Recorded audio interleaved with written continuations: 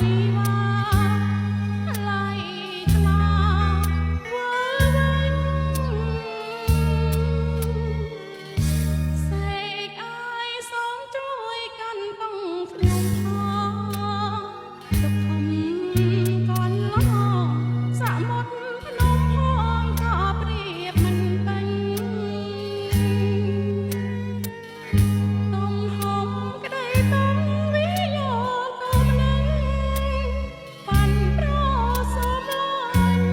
ព្រោះនៅដល់ចាញ់អស់ទាំងធម្មជាតិ